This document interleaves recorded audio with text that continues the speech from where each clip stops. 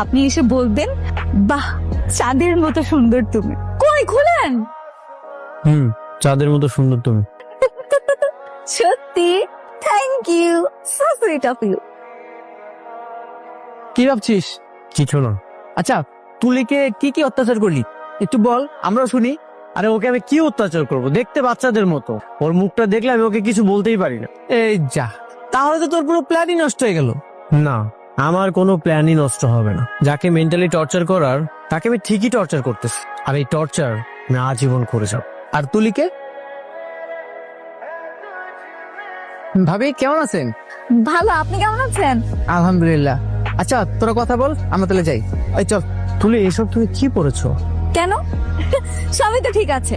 আর তাছাড়া আপনি তো আমাকে শপিং করার দেন না। বাসায় থাকতে থাকতে আমার দম বন্ধ হয়ে আসতেছিল, সেই জন্যই টি শার্ট আর প্যান্ট পরে চলে আসি। আর এসে দেখি আপনার এখানে গল্প চলো আমার সাথে কোথায়? শপিং এ। শপিং করতে নিয়ে যাবেন? ভালো কথা। আজকে কিন্তু আমি আমার বাবার বাসায় যাব, বাবা যেতে বলেছে। আপনি যাবেন আমার সাথে? কেন? আপু আসবে তো, এই জন্য। তাহলে তো আমি অবশ্যই যাব। এই কিরে, তোমার ফোন ধরছিস না কেন? আমি কতবার তোকে ফোন দিচ্ছি, তুই আমার ফোন রিসিভ করছিস না। কি হয়েছে? সব ঠিকঠাক আছে তো? তুই সত্যি করে বলতো, তুই কি আমার আপন বোন? কি বলিস তুই? না মানে তুই যদি আমার আপন বোন হস, তাহলে তো এরকম একটা কাজ করতে পারিস না। তুই পারিস আমার সাথে করতে এরকম কাজ? কেন, কি করছেন? তুই আমার শ্বশুর বাড়িতে কেন গেলি না বিয়ের সময়? আচ্ছা, এই ব্যাপার। আসলে তোর দুলাভাইয়ের খুব জরুরি একটা কাজ পড়ে গেছিল, সেই জন্য যেতে পারিনি। সরি, এই জন্য রাগ করা লাগে। আচ্ছা, তোর শ্বশুরবাড়ির কি অবস্থা? ওদিকে সব ঠিক আছে? না, কোনো কিছু ঠিক নাই। কেন, কি হয়েছে? মুবিন তোকে কিছু বলছে? আপনি আসেন, ভিতর আসেন। এতক্ষণ কোথায় ছিলেন?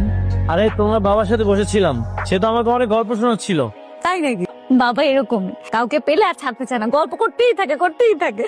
তুলি, আমার জন্য এক কাপ কফি বানিয়ে নিয়ে আসতে পারবে? কফি খাবেন? অফকোর্স। আপু তুই খাবি? আচ্ছা ঠিক আছে। মুবিন কি করছো তুমি? হাত ছাড়ো, কে দেখে ফেলবে। হাত ছাড়ো। আমি তো চাই সবাই দেখুক। কেন করছো তুমি এসব? কেন করছি বোঝো না? তুমি আমার খুশি, তুমি আমার সবকিছু।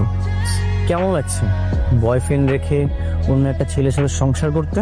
একটা সত্যি কথা বলবো? বলো। তোমাকে কখনো আমি আমার বয়ফ্রেন্ড মনেই করি। আমি কোনোদিনও তোমাকে ভালোবাসি নাই। তাই? হ্যাঁ তাই। তারপর?